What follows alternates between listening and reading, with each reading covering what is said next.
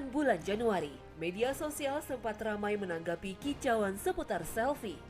Sebagian besar berangkat dari komentar Ustadz Felix Xiao tentang manfaat dan mudaratnya sebuah selfie.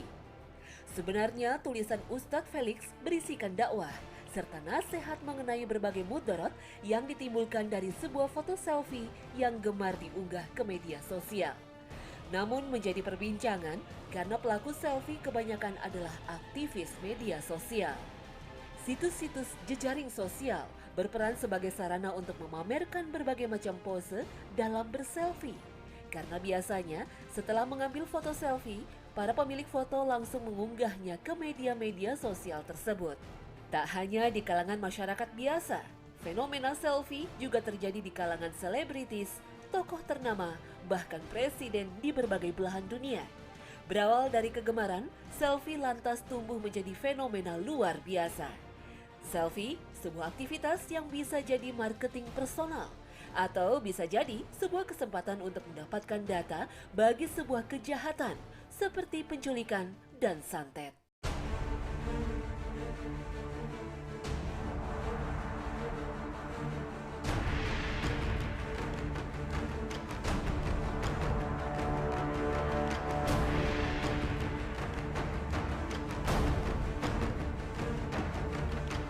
Assalamualaikum warahmatullahi wabarakatuh. Selamat pagi pemirsa Trans 7, Hasanah Ensiklopedi Islam Dunia kembali hadir pagi hari ini untuk memberikan secercah pengetahuan dalam menjalankan tuntunan Rasulullah. Semoga tayangan kali ini bermanfaat untuk Anda. Self-portrait atau selfie adalah sebuah tren di kalangan anak muda yang mengabadikan momentum liburan atau aktivitas pribadinya lalu diunggah di media sosial. Bagi pemilik akun Facebook atau Twitter, selfie sangatlah lumrah. Sepintas tidak ada yang aneh dari aktivitas ini. Toh perilaku foto-foto ini dimiliki oleh setiap orang sejak dulu. Tapi seiring perkembangan zaman, foto selfie harus diwaspadai dan menjadi perhatian karena terjadi kasus kejahatan berawal dari selfie.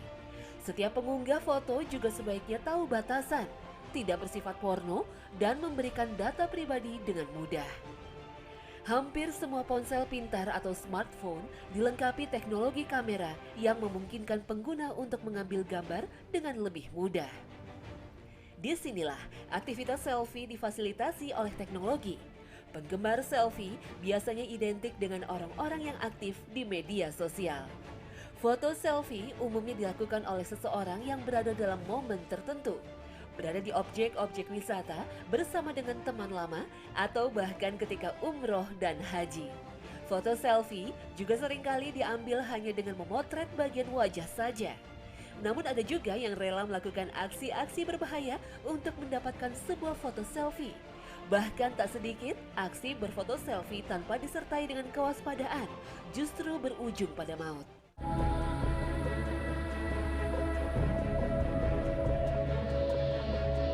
Mengenai hukum berfoto merupakan masalah nawazil, yakni tidak didapati pada zaman Rasulullah. Di kalangan ulama pun terdapat perbedaan pandangan. Sebagian ulama menyatakan larangan mengambil foto dengan mengacu pada hadis Bukhari dan Muslim. Dari Abdullah bin Mas'ud radhiyallahu anhu dari Nabi Shallallahu alaihi wasallam bahwa beliau bersabda, "Sesungguhnya manusia yang paling keras siksaannya di sisi Allah pada hari kiamat adalah tukang penggambar." Hadis riwayat Bukhari nomor 5950 dan Muslim nomor 2109. Juga dalam hadis lain dikisahkan Rasulullah marah dan mencabut tirai yang ada di rumahnya tatkala pada tirai tersebut terdapat gambar makhluk hidup.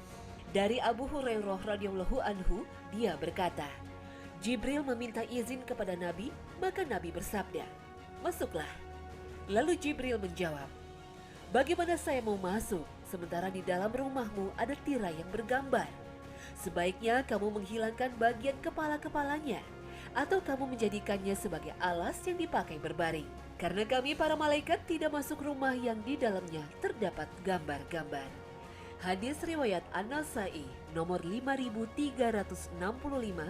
Hadis ini dinyatakan sahih menurut Syekh Al-Albani. Dalam hadis tersebut dikatakan bahwa Jibril baru akan masuk ke dalam rumah apabila gambar bagian kepala dihilangkan. Ini dimaksudkan bahwa gambar tanpa kepala, maka gambar tersebut bukanlah merupakan gambar makhluk bernyawa. Oleh karena itu, beberapa ulama melarang hukumnya berfoto, termasuk foto selfie. Karena hasil yang ditangkap kamera akan menyerupai diri kita sendiri sebagai makhluk bernyawa. Di sisi lain, sebagian ulama lainnya berpendapat tak ada larangan untuk berfoto merupakan proyeksi apa adanya terhadap bentuk diri manusia tersebut. Berbeda dengan hasil lukisan yang diciptakan semirip mungkin atau bahkan direkayasa agar melebihi kesempurnaan wujud ciptaan Allah Subhanahu wa taala. Pendapat ini disampaikan oleh Syekh Sa'ad As-Satsri Hafizahullah ketika beliau menjadi anggota Hay'ah Kibarul Ulama atau kumpulan ulama besar Saudi Arabia. Terlepas dari silang pendapat mengenai konsep halal haramnya berfoto selfie, harus kita ingat bahwa meskipun ada ulama yang membolehkan mengambil gambar diri menggunakan kamera, bukan berarti diperbolehkan hukumnya memajang foto di halaman-halaman situs media sosial, kecuali sebagai tanda pengenal atau yang jelas keperluannya. Apalagi bila dalam mengunggah foto diiringi dengan niat untuk memamerkan sesuatu, seperti menunjukkan kemampuan memiliki harta benda, bepergian ke tempat-tempat tertentu, atau memamerkan paras cantik demi mendapat perhatian dari teman-teman yang melihatnya. Astaghfirullahalazim. Foto selfie seperti ini sebaiknya dihindari karena tidak bermanfaat. Perlu diwaspadai ketika mengunggah foto selfie dengan niat keliru yang justru menjerumuskan kita dalam perangkap ria dan ujub.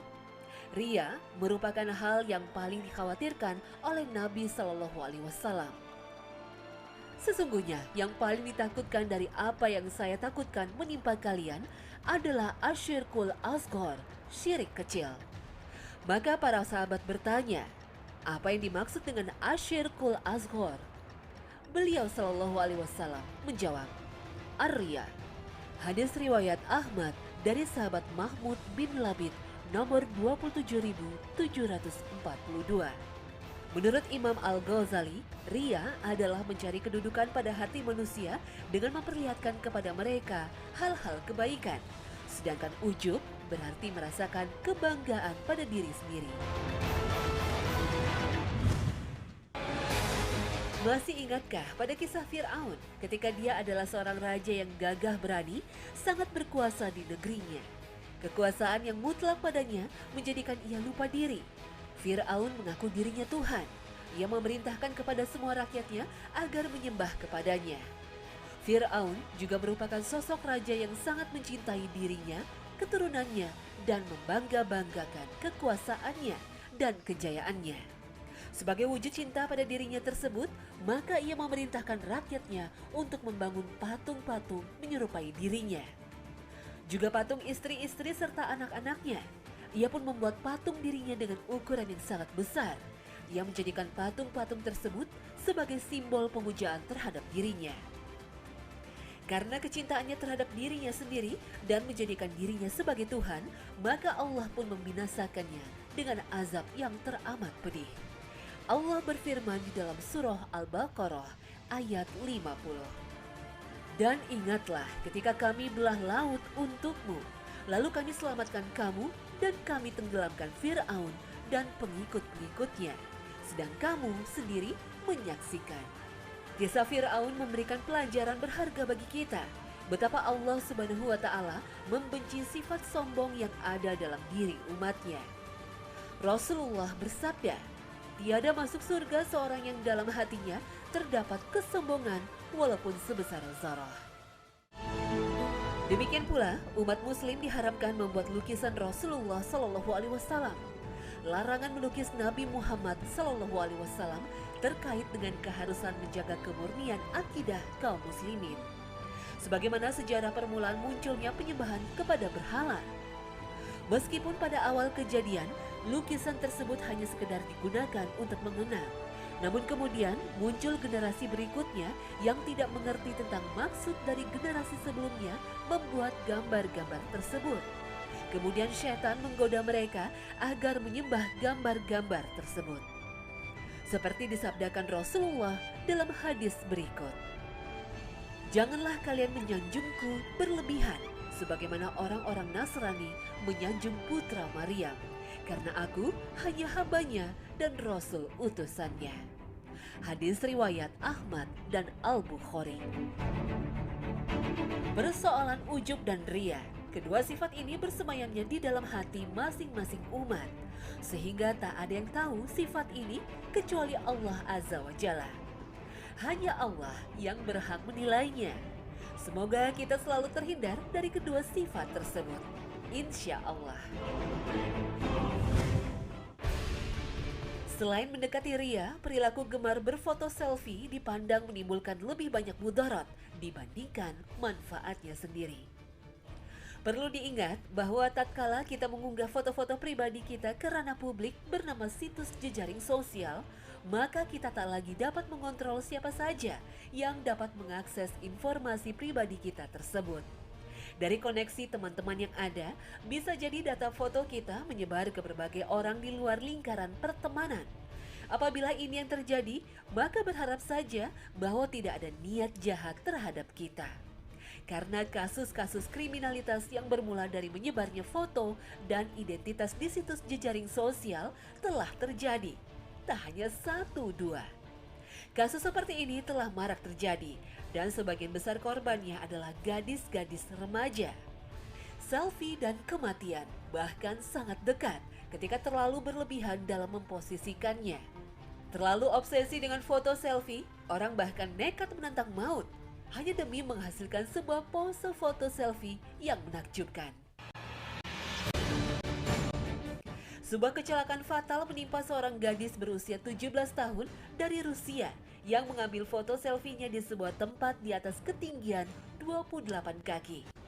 Sangat naas, ia tergelincir dan terjatuh ketika kakinya tersengat listrik. Gadis itu pun meninggal seketika.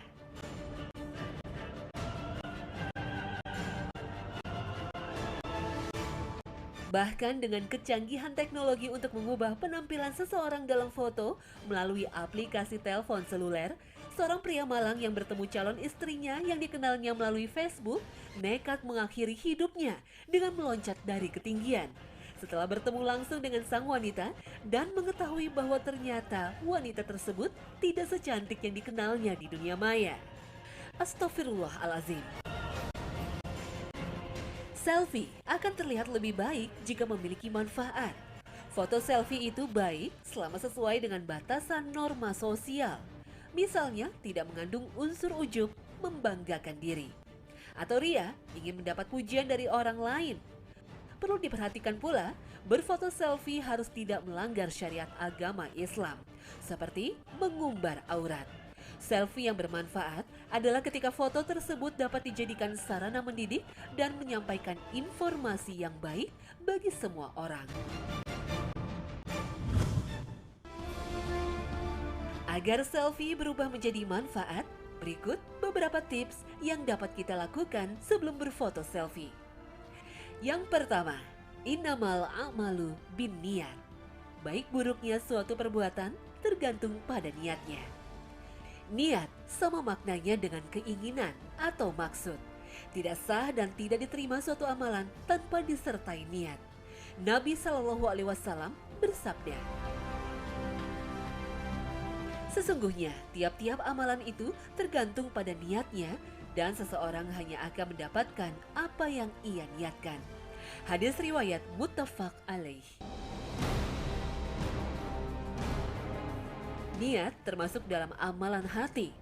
Allah menciptakan hati dan menjadikannya sebagai raja dan anggota badan sebagai bala tentaranya. Jika hatinya baik, maka seluruh anggota tubuh juga ikut baik. Dalam hadis muttafaq alaihi, Rasulullah bersabda, sesungguhnya di dalam tubuh ada segumpal daging yang jika baik, akan baiklah seluruh tubuh. Dan sebaliknya, jika rusak, akan rusaklah seluruh tubuh. Ketahuilah, sepotong daging itu adalah hati. Demikian pula dengan foto selfie, hendaknya kita luruskan kembali niat dalam menunjukkan keadaan diri kita. Perbuatan yang sedang kita lakukan kepada orang lain melalui media-media sosial sebaiknya membawa kebaikan. seperti berfoto ketika sedang beribadah di masjid atau tempat-tempat bersejarah kenabian. Ada sedikit niat pamer saja dalam hati bisa merusak amalan hati yang bermaksud baik kepada orang lain. Tidak baik pula memamerkan pose secantik mungkin demi memperoleh simpati dan perhatian dari sesama manusia. Karena sebaik-baik simpati dan perhatian adalah dari Allah Subhanahu wa Ta'ala. Pagari segala niat dan tindakan kita, termasuk dalam pengambilan foto selfie dengan meningkatkan iman dan takwa. Salah satunya dengan memelihara rasa malu, karena bagi umat muslim, malu adalah kemuliaan yang diberikan oleh Allah. Rasulullah Shallallahu Alaihi Wasallam bersabda, malu dan iman itu bergandengan bersama. Bila salah satunya diangkat, maka yang lainnya pun akan terangkat. Hadis riwayat Al-Hakim dalam Mustadraknya 1/73. Bagi kaum muslimah, hendaknya malu menjadi mahkota yang melindungi kemuliaan wanita seluruh manusia dan terutama di mata Allah. Allah telah mewajibkan seorang wanita muslim untuk menjaga pandangan, aurat, tingkah laku agar terhindar dari segala macam fitnah. Termasuk ketika berpose di depan kamera, hendaknya jangan melampaui batasan-batasan yang telah baku dalam agama Islam.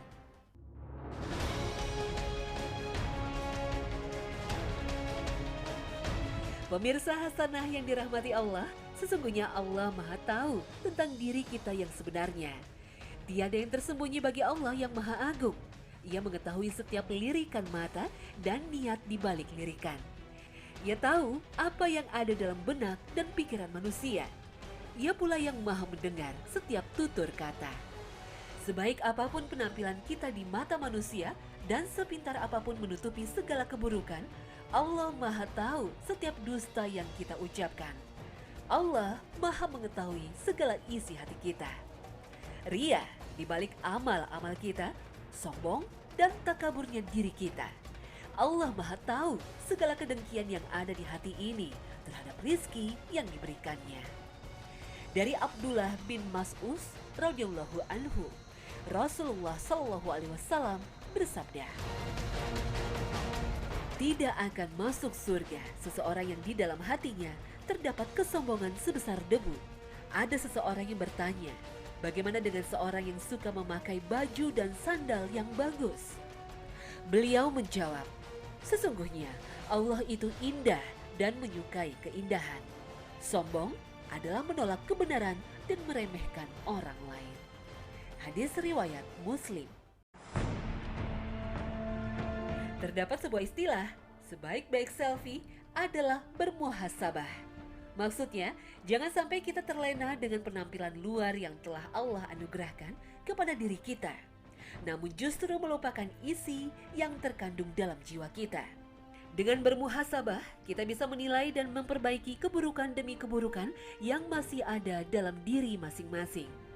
Yang terakhir, berprasangka baik, atau yang sering kita sebut dengan istilah husnuzon, adalah akhlak kaum muslimin yang selalu dianjurkan, bahkan diwajibkan kepada kita, sebagaimana firman Allah. Ya ayyuhalladzina amanu ijtanibu katsiran minadh-dhanni inna ba'dadh-dhanni itsm.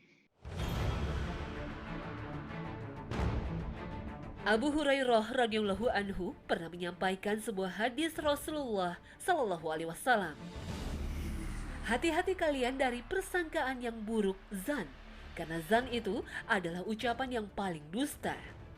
Janganlah kalian mendengarkan ucapan orang lain dalam keadaan mereka tidak suka.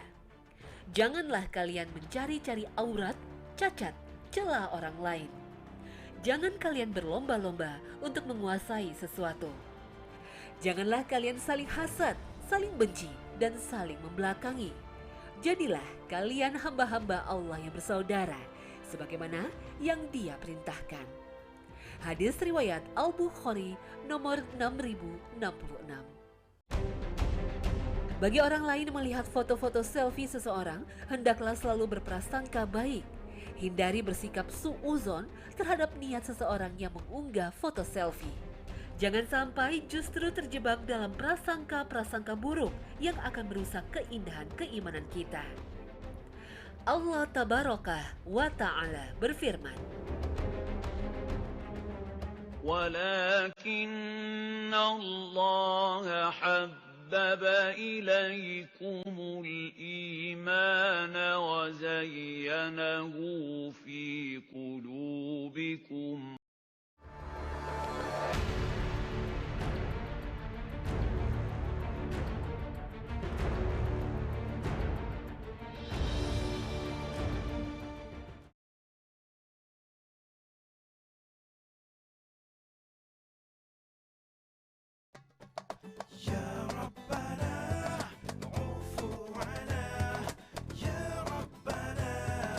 Pemirsa Hasanah, inilah akhir kebersamaan kita pada episode seputar fenomena selfie dalam pandangan Islam.